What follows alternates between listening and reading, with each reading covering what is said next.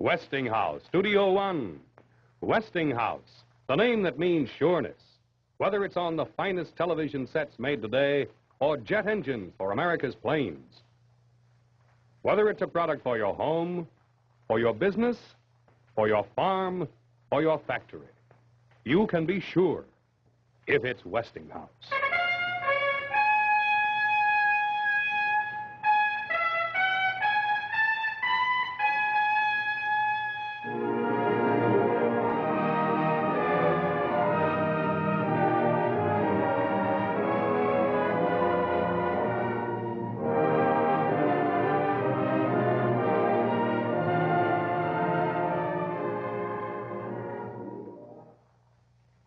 Good evening. This is National Printing Week, and our story tonight is about a printer of the colonial days. It's the trial of John Peter Zenger, starring Eddie Albert. And it's my privilege to introduce to you a printer of today, the Secretary of the Printing Industry of America, Mr. William H. Walling. Thank you, Mr. Furness. It is unlikely that we would be here tonight if it hadn't been for a courageous colonial printer who lived in the city of New York about 200 years ago. He was a simple man. He owned a press like this, and yet he was responsible for handing down to us one of the most vital freedoms we possess, freedom of the printed word, a freedom of speech controlled by public morals and decency and not by governmental regulation. For this right to print the truth, the whole world owes a debt of everlasting gratitude to John Peter Zenger and other men of his stamp. We of the printing and publishing industry and our friends throughout America and other lands are today celebrating Printing Week. It is an occasion when we publicly rededicate ourselves to the great responsibility that is ours. Tonight, we are grateful to the Westinghouse Electric Corporation for bringing to millions of citizens of our great nation the full story of Mr. John Peter Zenger and his contribution to the establishment of a free press in this country of ours.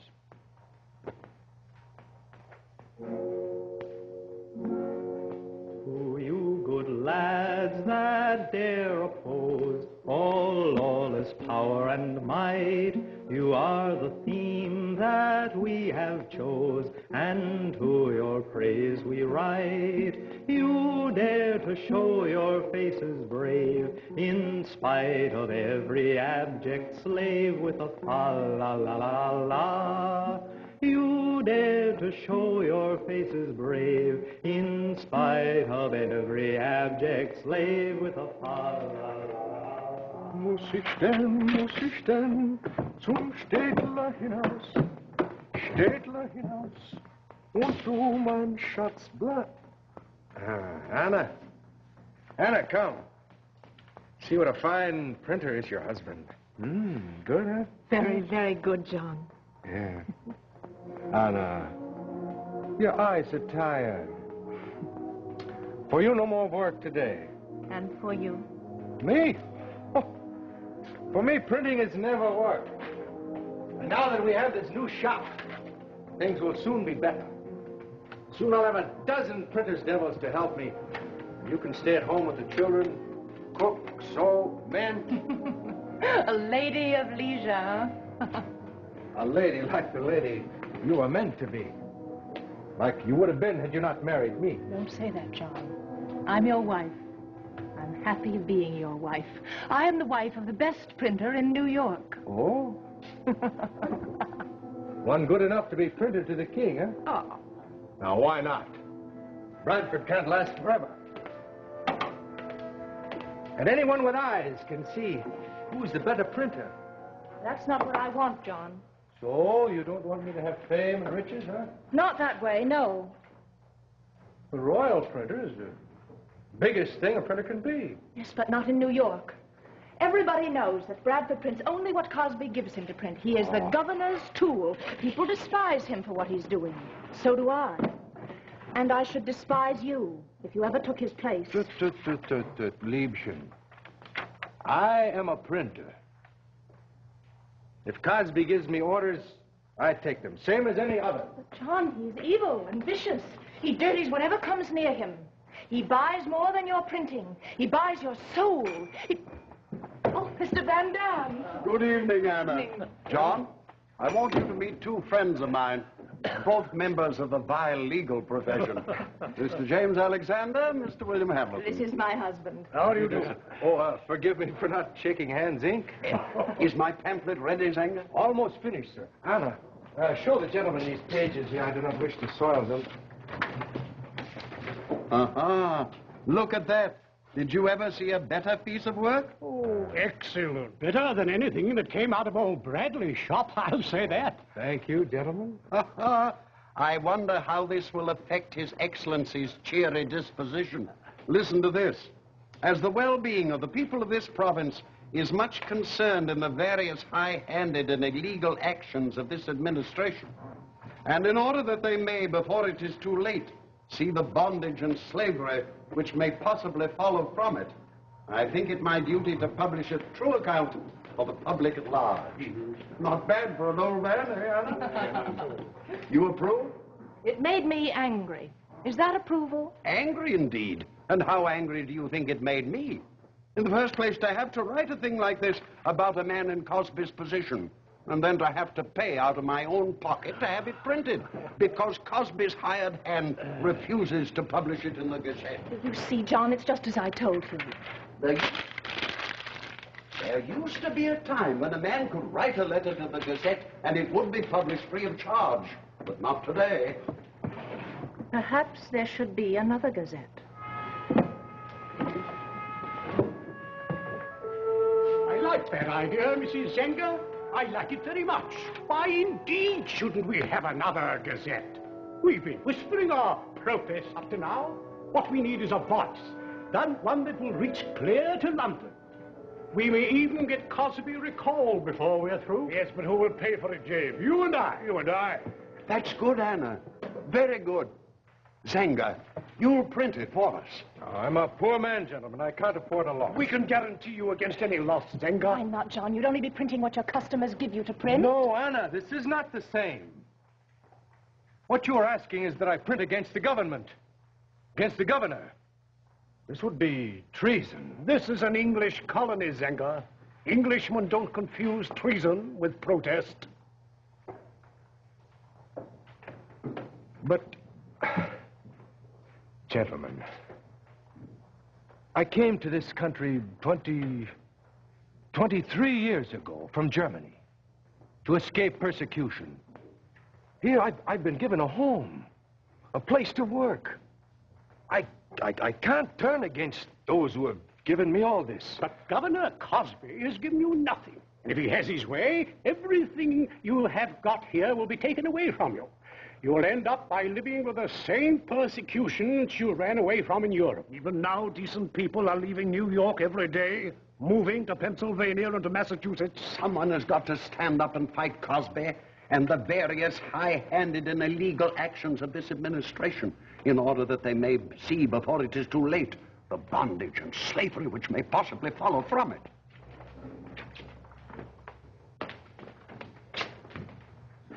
We can make a start, at least, with this new journal. Do you think the people would want such a paper? They'll want it faster than you can print it. Well, I don't know. I'll think it over. Anna, what do you say? My husband is the printer. Make him do it, Anna. He's not a man that can be made to do anything. If he thinks it is right, then he will do it. Well, good night, Mr. Van Dam. Good night, Thank you Anna. very much for coming. Good night, John. Good night, gentlemen.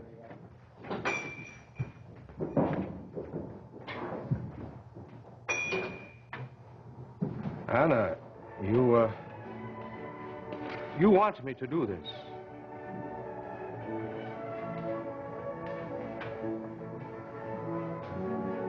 I want you to do it. But Anna, I don't understand politics. When I print, I understand. I know just how much ink to put on the type, how much pressure to put on the press. I know these things as well as any man in the world. But politics, Liebchen, you are my politics, and you have a smudge on your cheek. It's printer's ink, the badge of my profession. You're not afraid. I'm not afraid a bit.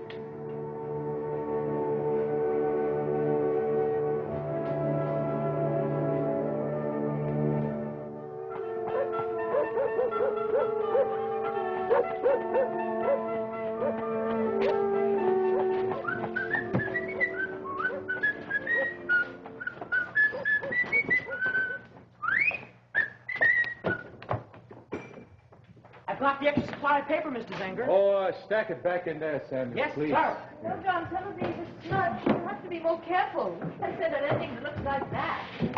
Ah, there's the last New York Weekly Journal, Containing the freshest advices, foreign and domestic. printed by John Peter Zenger. Price, 3 shillings the quarter. That's good, huh? Oh, it's wonderful. John, shall we send the first ones out? Yeah, let them go. I've tied up these in a bundle. Samuel? Samuel, bring the rest of the bundles up here and load them up. The New York Weekly Journal is on its way. I'd like to see the governor's face when he reads this paper. And I.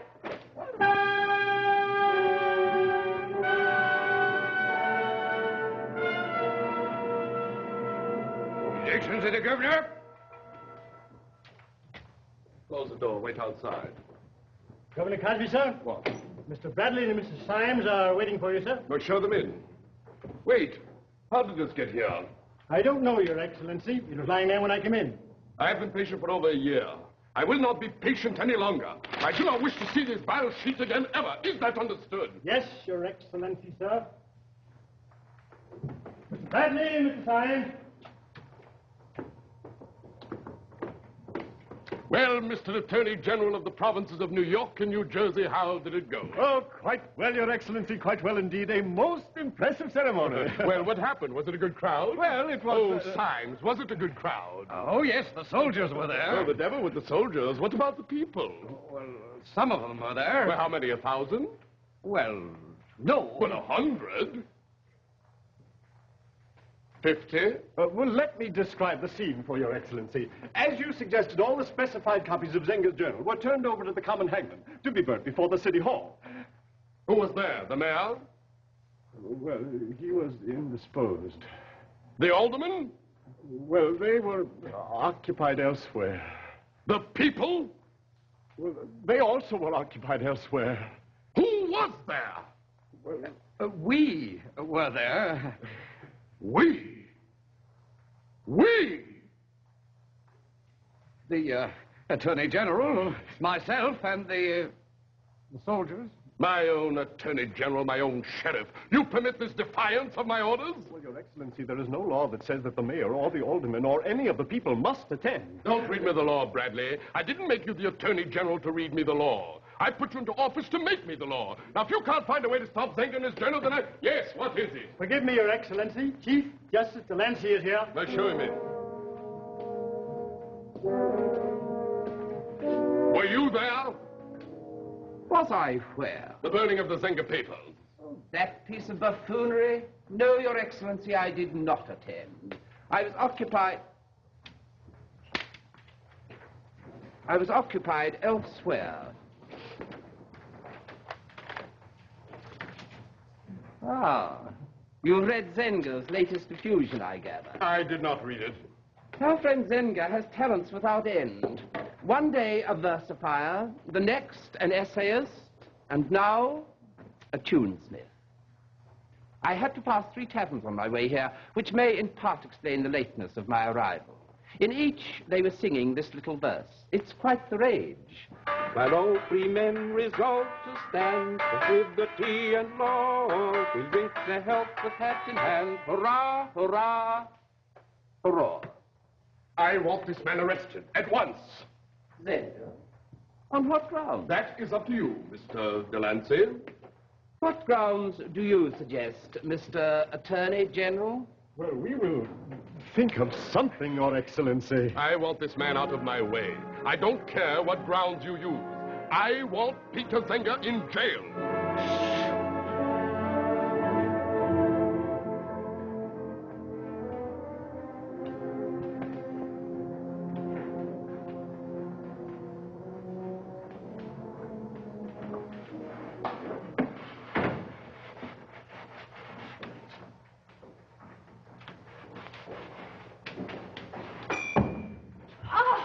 Alexander. Hello, Mr. Seen Alexander. you in a long time. Hello, Charles. No, I've been too busy writing for you. And writing very well, too. Oh, I'm neglecting my law practice, I'm afraid. This has become my first love. John. Yeah. I've just heard of a rumor that disturbs me. Uh-huh. I came to find out if your press could be moved. Could be moved? Why? There's a rumor that Governor Cosby has decided to close you down. Now, if your press could be moved over the border into Connecticut, you'd be out of his reach. Yes, but that's a very long way, Mr. Alexander. We've sometimes got to go a long way to defeat injustice, Mrs. Zenger. Well, John, it's up to you. What do you think we should do? I will not move. I have a right to print every word that I've printed. I've printed no lies. I will continue to print, and I will continue to print here. That's our answer, Mr. Alexander. Very well, John. I merely thought I should warn you. Oh, we're very grateful that you did. John Peter Zenger, Yes? I have a warrant for your arrest. May I see your warrant? You stay out of this, Mr. Alexander. I'm Mr. Zenger's attorney. I have a right to see your warrant.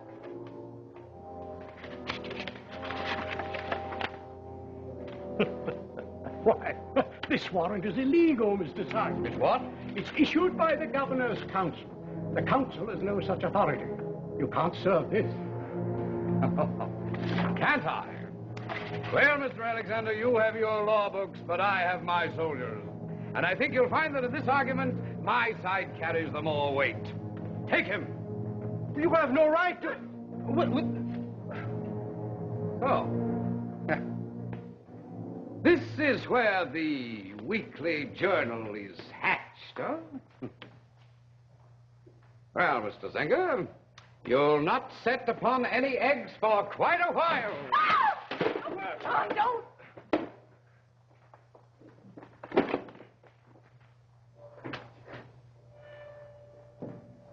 Why did you do this? Why? Get him out of here!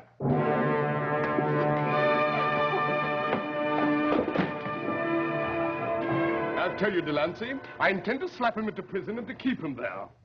And give the mob a hero? That doesn't seem very wise to me. Well, what do you propose? Do you want me to thank him for past favors and send him on his way? Oh, I'd do even more. More? Yes, I'd offer Zenger the post of royal printer. Offer him the post? Oh, this is too subtle for me. We can always control the royal printer. Of course, Zenger would have to pay us the privilege. How much? Well, not money, information. Zenger would tell us precisely who has been writing all these articles that have appeared in his journal. And a lot of citizens would find themselves facing a charge of seditious libel. Yes. Yes, I like that idea. Noah! Yes, Your Excellency. Tell the sheriff to bring in the prisoner. You're clever, Delancey. Someday you may be too clever for your own good. Yes, that's always possible. The prisoner, Your Excellency. Well, get out, Simons. Oh, yes, sir.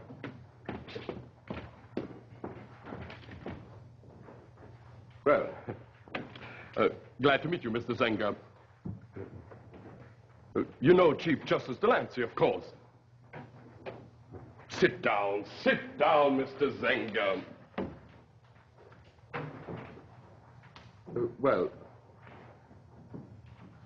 You tell him, Delancey. Mr. Zenger, His Excellency has been reading your weekly journal. He has been upset by some of the articles, of course. But what has impressed him has been the quality of your printing. Yes, yes, excellent, Yes, excellent. His Excellency is most sensitive to matters such as that. That is why he has asked you here today. He wants to offer you the post of Royal Printer. If this was what you wanted, why not send a message? Why soldiers? A matter of form, Mr. Zenger. A matter of form to take a man forcibly from his shop?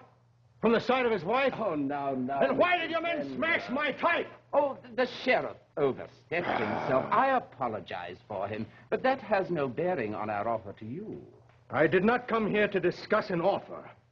Eh? I do not print for you. Oh. Ever! Oh, come now, Mr. Zenger. You're a little overwrought.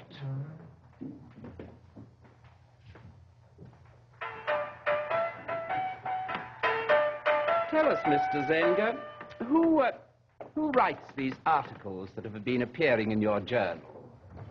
The people. What people? All the people. Why do you print these articles? Because they are true. Who pays you? The people who buy my paper. Don't be a fool, Zenger. Tell us their names and you can walk out of here a free man. I print the truth, nothing more. And nothing less. That is your answer, eh? Signs! Yes, sir. Take this man out of here. Put him in a cell and keep him there until we can get the truth out of him. Yes, Your Excellency. Come on.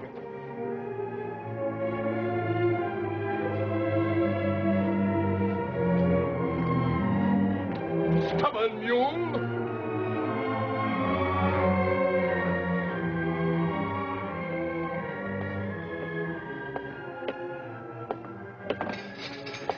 How long may I be with him? 2 minutes. 2 minutes? That's not very long after not seeing him for a whole month. Will we be alone? For 2 minutes. This is his cell. You will remain outside. Alone. I cannot even see him. There's a hole in the door. Speak to him through that.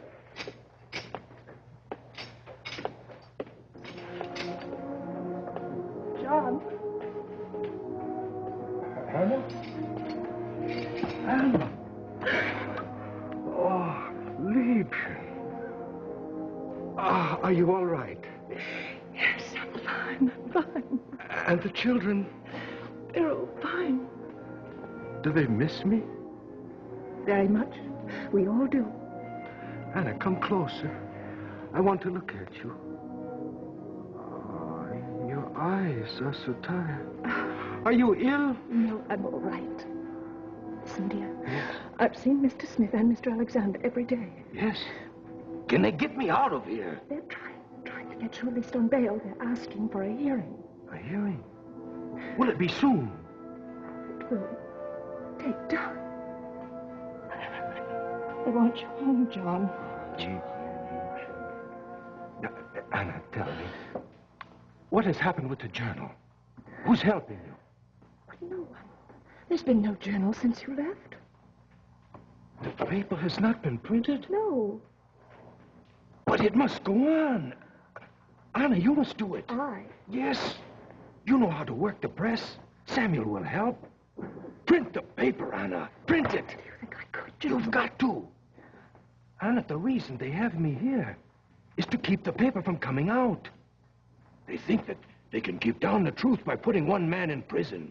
This must not happen, Anna. Liebchen, we have shared everything. Now we share this. Oh, I have this. I have written something. The next issue.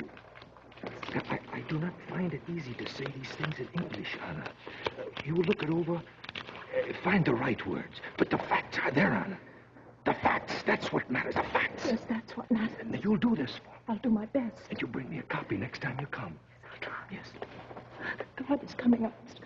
Oh, Anna. Goodbye, my dear. I'm ready.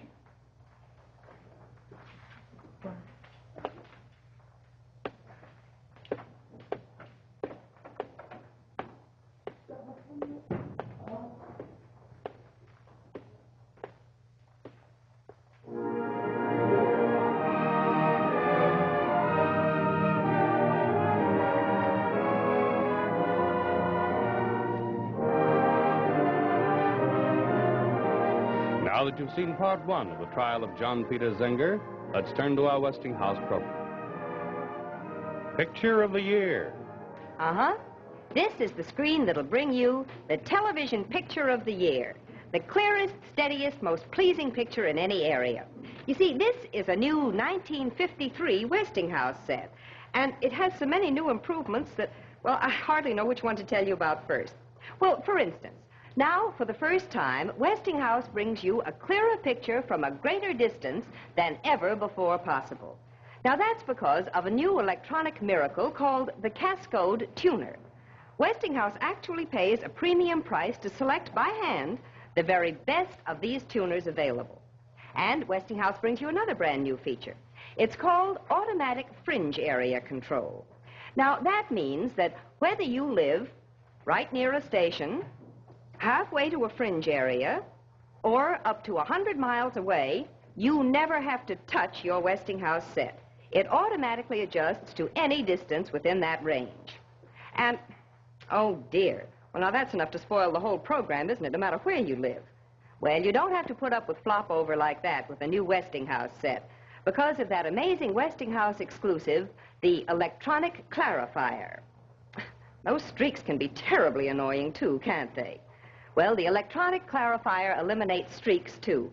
In fact, with any new Westinghouse set that you buy, it means no streaks, no flutter, and no flop over in every area where the television signal is normal. And new Westinghouse sets are all ready for those new ultra-high frequency channels when they come to your area. You just plug in a little UHF receptor like this in the back of the set, and you have a new channel. It's as easy as plugging in a lamp cord. And this is a Westinghouse exclusive, too. Now, I've told you that Westinghouse brings you the television picture of the year. And in television, well, what's more important than the picture? And there are improvements in sound reception, too. In fact, if you want the television set of the year, you can be sure if it's Westinghouse. Your votes you gave for those brave men who feasting did despise and never proud. We return now to Westinghouse Studio One and the trial of John Peter Zenger. The lies that were drawn up to put in chains, as well our nymphs as happy swains, with a fa-la-la-la-la, that were drawn up to put in chains. Yes, Mrs. Zenger. And you'd better get home, Samuel. It's getting late. It's late for you too, ma'am. I still have a little more to do. Your eyes are tired. You need sleep. How funny. My husband used to use the same words. Your eyes are tired, Anna. I see you so often sitting here alone when I'm going home, writing all those articles for the Gazette. You haven't said anything to anyone? No, ma'am, never. Shall it be our secret? Now, you run along. We have a hard day tomorrow. Yes, ma'am. Should I turn out the rest of the lanterns? No, I'll...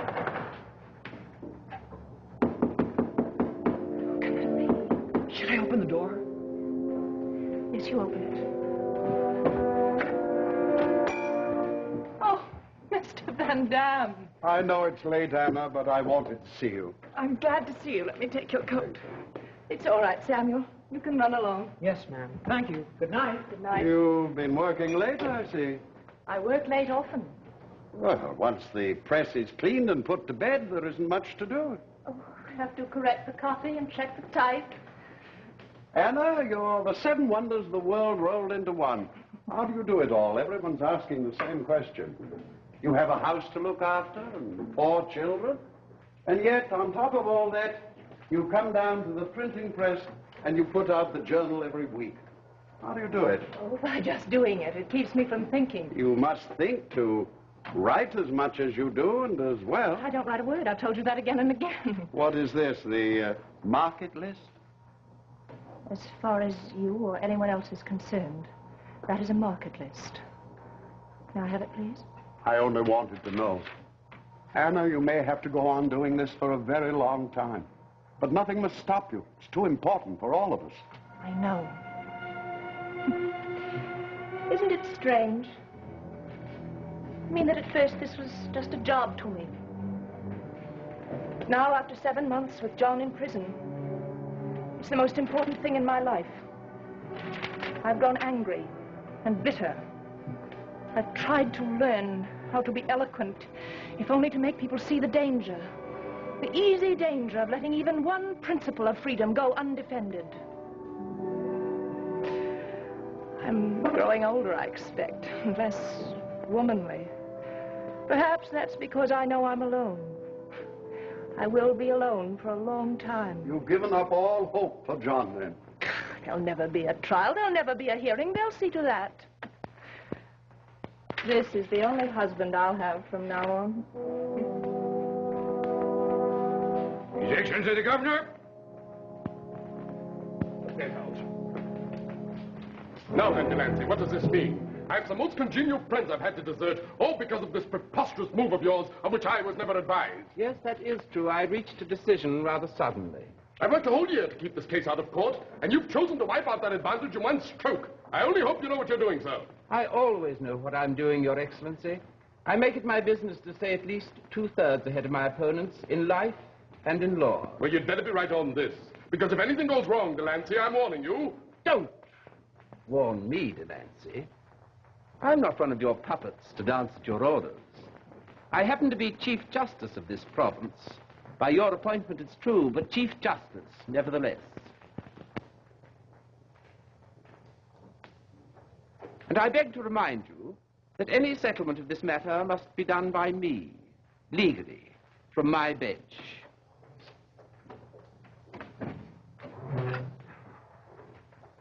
I didn't order Zenger to jail. You did. And on your specific orders, he has remained in jail for the past 7 months with no grand jury indictment against him. He can stay there 7 years, so far as I'm concerned. But not so far as I am concerned. Do you think London is blind to what is going on here in New York? How long do you think it'll be before embarrassing questions are asked on the floor of Parliament? What do you intend to do about it? I intend to mark well the wisdom of the bard. Heat not a furnace for your foe so hot that it do singe yourself. Do you intend to bring Zenger to trial? I do. Before a jury? Yes. You'll never win a conviction. Zenger has the two cleverest attorneys in the province, Alexander and Smith. They'll make a farce out of this trial. Out of you and out of me. Alexander and Smith shall be taken care of. My informants tell me they're waiting to challenge your position on the bench. Do you plan to permit such an action? I have practically issued them an invitation to do it. Why? A matter of simple arithmetic. Alexander and Smith are the only two attorneys in the province with enough skill and experience to defend Zenger. So? Well, subtract 2 from 2, and you get? Nothing. Nothing. Which is the exact amount of attorneys that should be left after the hearing tomorrow morning.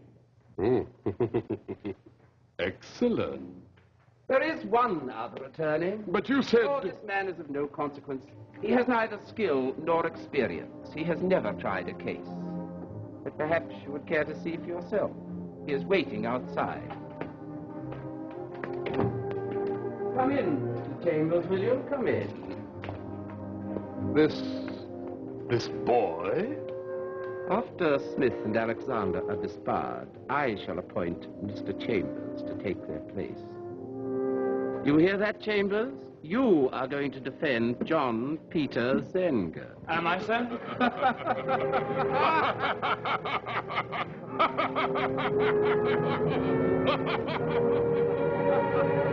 Disbarred? Yes. Both Mr. Smith and Mr. Alexander? Yes, this is not law, it's tyranny. We have lived with tyranny for some time. Well, what happens now? What happens to John? I don't know. Really, I don't know, Anna. He'll stay in jail? Yes. For how long? Until the trial. Do you think there'll be a trial now? Oh, yes, you may be sure of that. Now that they've gotten rid of Alexander and Smith, they'll force it to a trial as soon as possible. Who will defend John? The court will appoint an attorney, one of their own choosing. That's what the Lancers wanted all along. They'll convict John, then, and make it appear legal. Yes. Where can we turn? We cannot let this happen. What can we do? I don't know, Anna. Every lawyer in the province knows what has happened. It'll be very hard to find one who would dare to face the Nancy now. Must be someone who is not afraid. Perhaps, but I don't know where to find it. Oh, then we must look outside the province, in Boston, in Philadelphia, Virginia, somewhere. There must be someone. Wait, Hannah, that may be good, very good. It might be possible to find someone outside who would dare risk disbarment if we could make him care enough. Think, Mr. Van Dam, think. I know of one man. Who? Andrew Hamilton of Philadelphia. He's a very great man. There's no one quite like him. But he's old now. He's even older than I am. That's very old indeed. But if he's old, then he'd have less to lose. Yes, but he's been ill. No, it's too great a chance. But if he chose, could he stand up against Cosby and Delancey? Old Andrew? He could stand up against the devil and a regiment of imps. Then that is the man. Do you know what time that boat leaves from the battery for Paulus Hook?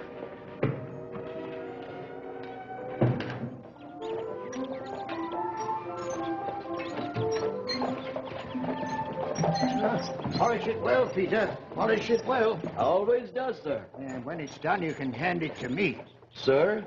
I've been thinking of taking it down, Peter. What better time than when it still shines as brightly as the setting sun? You're quitting, Mr. Hamilton, sir?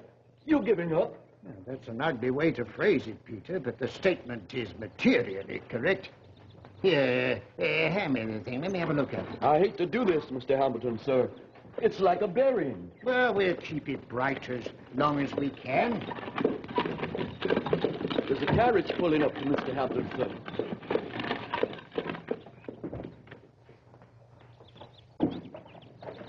Excuse me.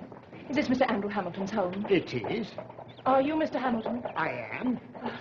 I am Mrs. John Zenger. I have a letter to you from Mr. Van Dam in New York. The wife of the printer, Mom? Why, it's good to see you. Peter, get the lady a nice cool drink of water. Yes, sir. Do sit down, Mom. Do. I trust that you haven't come to ask me to help your husband, Mrs. Zenger. I would prefer not to answer that, sir, until you've read this letter. As you wish. What's this? What's this? Disbarred? Yes. Both Mr. Smith and Mr. Alexander. Well, this is a nasty business. Yeah, I know somewhat of this case, Mrs. Zenger, and I know somewhat of this Cosby. Your husband is still in custody, I gather. Yes, sir. He is. Well, that's bad. Very bad. Thank you. Oh, I see. So that's it. They're trying to bring the case to a quick trial to make certain your husband has no adequate defense. But can you find no one in New York to take the case? No one. That's why I have come to Philadelphia. To you. You mean you expect me to take the case, Mrs. Zenger? To defend your husband? Yes, sir. At least, that is what I hope. But I can't do it, Mrs. Zenger. It's impossible. What? Here, do you see this?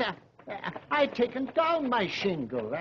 I'm in retirement. But, Mr. Hamilton, there is no one else. I can't do it, Mama. I'm old and infirm. To travel all the way to New York City just to take on the case of a little German printer? It is not the case of a little German printer. It's the case of every free man in America. Why, if they can do this to John, no one will be safe, ever. John has done nothing wrong. He only printed the truth. The truth? No one can sit back while there are men like Cosby living who are trying to take away everything good we've ever known. No one can give up fighting before the fight is over. Not even you. You're a most persuasive advocate, Mrs. Zenger.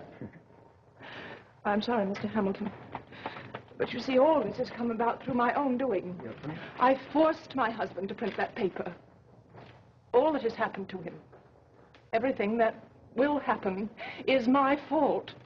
Did you bring along your records on the case, Mrs. Zenger? Why, yes, I had them here, and Mr. Alexander has given them to me. Well, suppose we go into the house and look them over. You will defend my husband. We'll see. We'll see.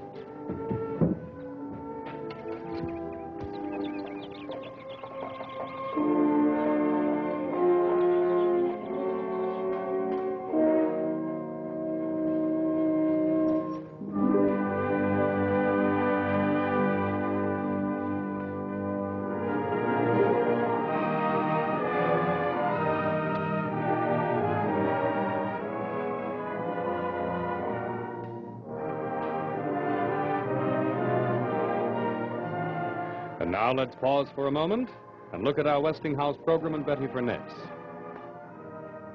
Get the inside story. Get the inside story of any refrigerator that you look at before you buy it. You've probably been reading refrigerator ads in magazines lately that claim completely automatic defrosting. Well, when you see one of those refrigerators, you ask for the instruction book and read it carefully. You'll find that many refrigerators that claim completely automatic defrosting tell you quite a different story in their instruction book. Some of them tell you that you have to push a button to start the refrigerator defrosting. Well, there's nothing automatic about that, is there? And this manufacturer's book actually says that you have to scrape the frost off the freezer with a knife. And some refrigerators that claim to be completely automatic have a jug like this that fills up with defrost water, and you have to empty it. Well, I wouldn't call that very automatic either, would you?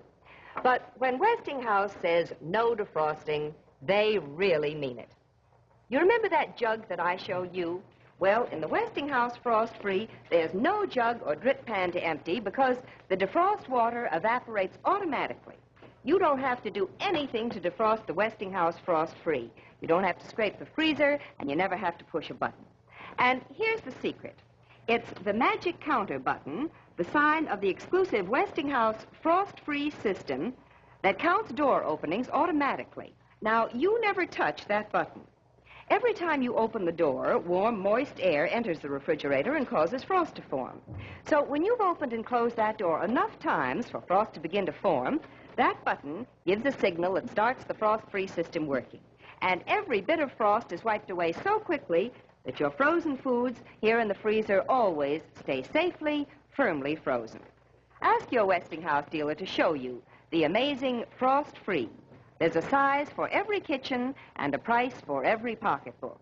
And remember, you can be sure if it's Westinghouse.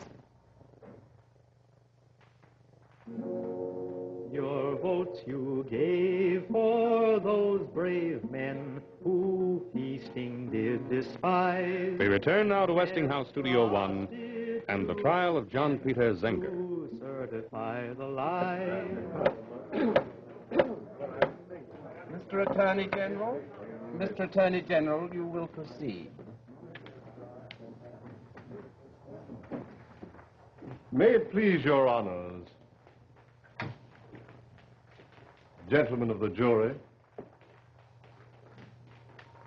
the charge against the defendant, John Peter Zenger, is that he did willfully and maliciously print a false, scandalous, and seditious libel in which His Excellency, the governor of this province, who is the king's immediate representative here, was greatly and unjustly scandalized. Such libeling is a thing that has always been discouraged, as a thing that tends to create differences among men, ill blood among the people, and oft-times great bloodshed. There can be no doubt that you, the gentlemen of the jury, will condemn these practices and find the defendant guilty as charged.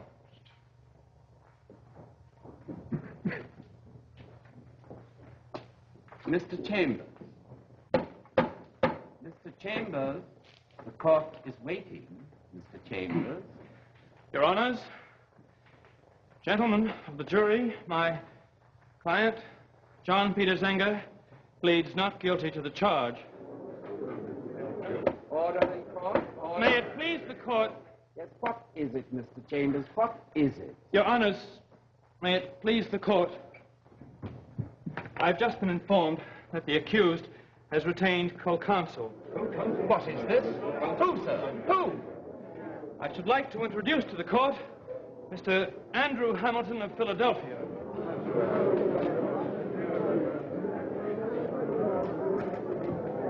May it please the court to summon Mr. Hamilton, who's waiting outside. Let him be summoned. Andrew Hamilton?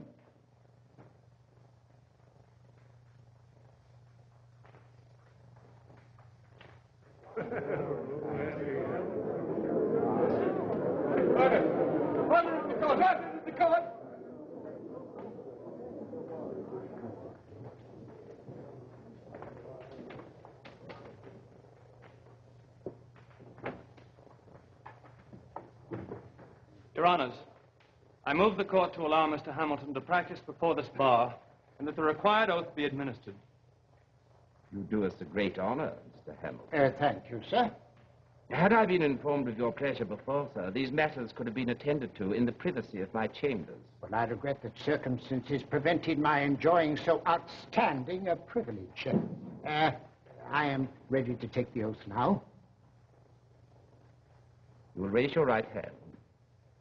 Do you swear before this bar to abide by the laws of our Lord and Majesty the King and all ordinances pertaining to the trial of this case? I do. Welcome to our bar, Mr. Hamilton. It's a pleasure, Your Honor. Mr. Chambers, you have pleaded your client not guilty to the charges issued against him. Do you wish to pursue the matter further? Your Honors, I beg the indulgence of the bench, but may I ask if it is the intention of the Crown to call witnesses to prove that John Peter Zenger published these so-called libels? We intend to do exactly that, Your Honor. We have witnesses who will Please, prove Your Honors, beyond... I will save Mr. Attorney General the trouble of going any further into the matter. I do confess for my client that he both printed and published the statements set forth in the charges. Order in the court. Order.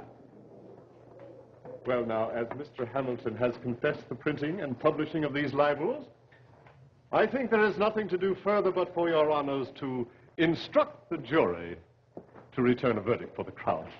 Your Honors... Mr. Hamilton... Mr. Attorney General, you will have to prove something more than this before you make out my client to be a libeler.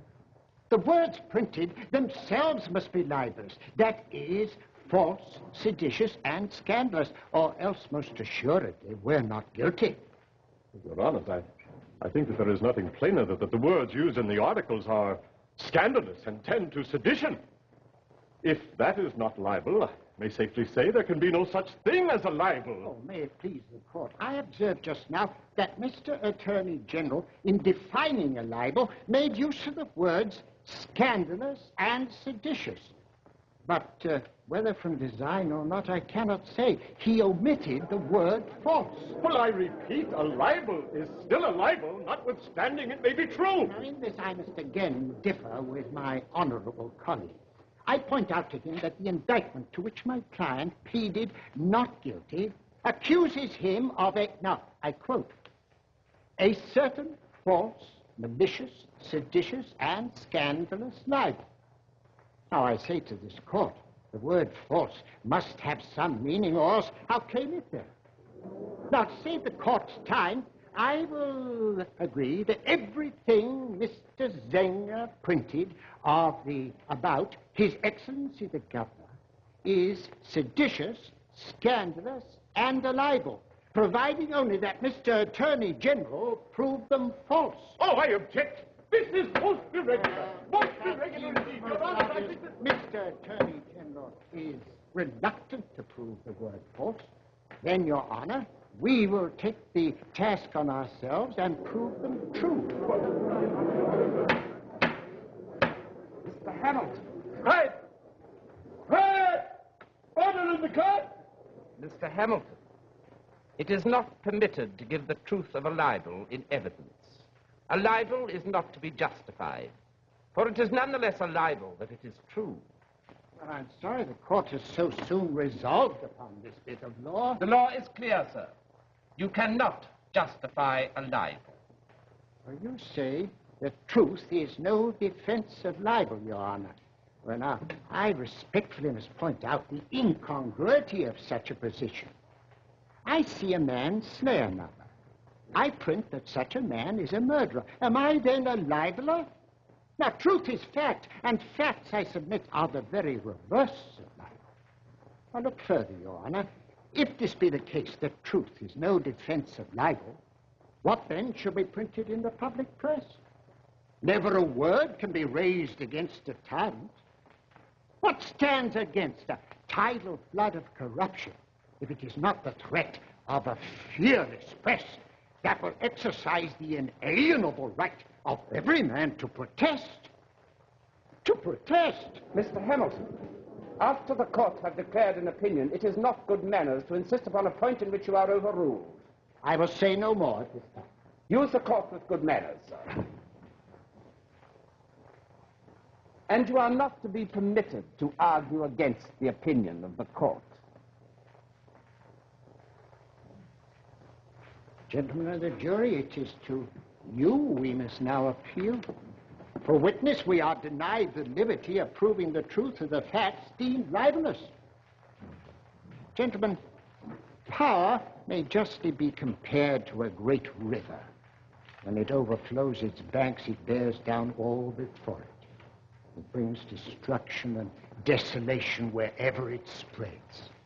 If then this is the nature of power, let us at least do our duty, and like wise men who value freedom, use our utmost care to support liberty, the only bulwark we have against lawless power.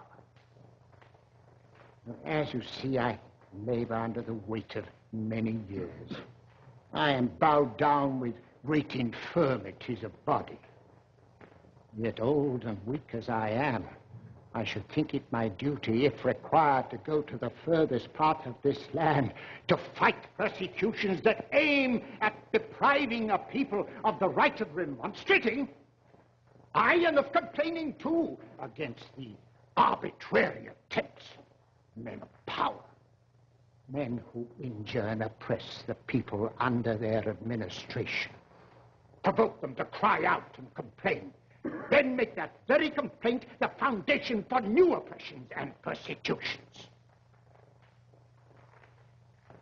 Now, the question before the court, and you gentlemen of the jury, is not of small nor private concern. It's not the cause of a poor printer, nor of New York alone that you are trying. No. It may, in its consequences, affect every free man in America, and I make no doubt that your upright conduct this day will entitle you to the love and esteem of all men who prefer freedom to a life of slavery. They will bless and honor you as men who have baffled an act of tyranny. By your impartial and uncorrupt verdict, you will have laid a noble foundation for securing to ourselves, to our posterity, and our objects the right and the freedom and the liberty of exercising and opposing arbitrary power by speaking and writing the truth.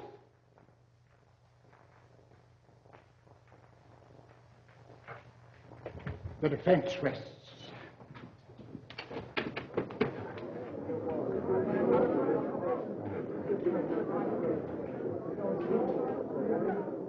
Liberty and law boldly despise the haughty knave that would keep us in awe.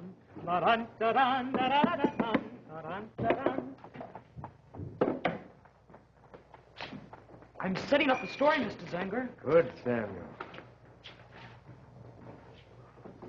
I'll get some fresh paper.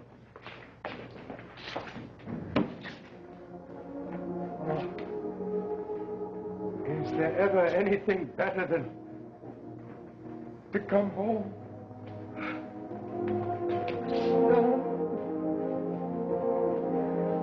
It's over. Yes, part of it is over.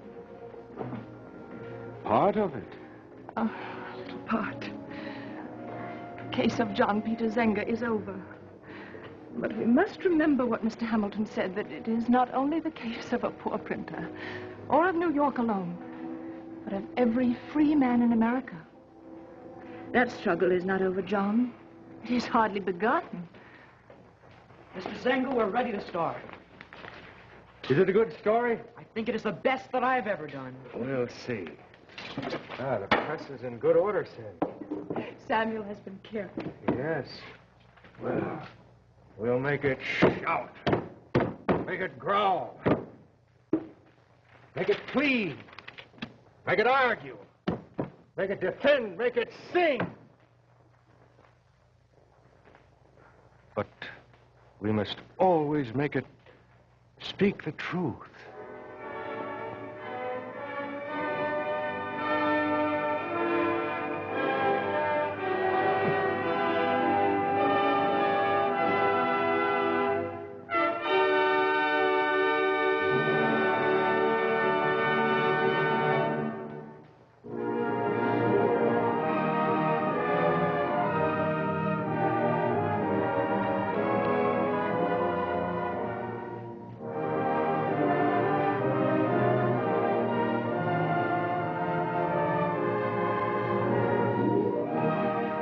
Now that we have brought down the final curtain on the trial of John Peter Zenger, let's turn to our Westinghouse program and Betty Furness, who wants you to meet the man who had a bright idea. There he was, cleaning the dirty garbage can. Not very willingly. But his wife had asked him to. Then, suddenly, he had a bright idea. He remembered something he had heard about, something wonderful. The Westinghouse Waste-Away, the electric food waste disposer that can be installed in any standard sink and gets rid of garbage cans and sink strainers for good. And it disposes of all kinds of food waste, too. Fruit pits, bones, even corn cobs. Now, what you do is you scrape the food waste into the sink drain opening here. Then you set the safe top control in the away position, turn on the cold water, and the food waste simply flushes right down the drain. The Westinghouse Waste-Away gives the best way I know of for keeping your kitchen clean and sanitary and getting rid of sink strainers and garbage cans for good. It isn't expensive. It costs a lot less than many other food waste disposers to install. See it tomorrow at your dealers. Remember, you can be sure if it's Westinghouse.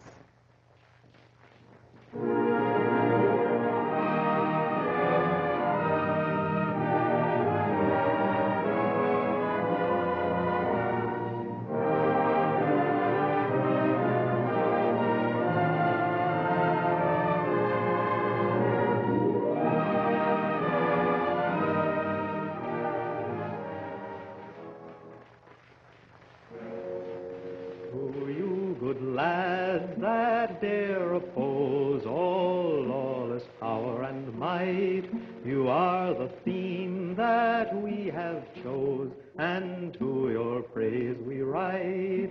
You dare to show your faces brave, in spite of every abject slave with a fa-la-la-la-la. You dare to show your faces brave, in spite of every abject slave with a fa-la-la-la-la. Your votes you gave for those brave men who feasting did despise, and never prostituted pen to certify the lies that were drawn up to put in chains, as well our nymphs as happy swains, with a fa-la-la-la-la-la, that were drawn up to put in chains, as well our nymphs as happy swains, with a fa-la-la-la-la. This is Paul Brinson saying goodnight for Westinghouse. Remember, the 1953 March of Dimes is on, and medical scientists are getting closer and closer to victory over polio. For the sake of your child, help them. Join the March of Dimes tomorrow. Folk ballads were sung by Martin Newman.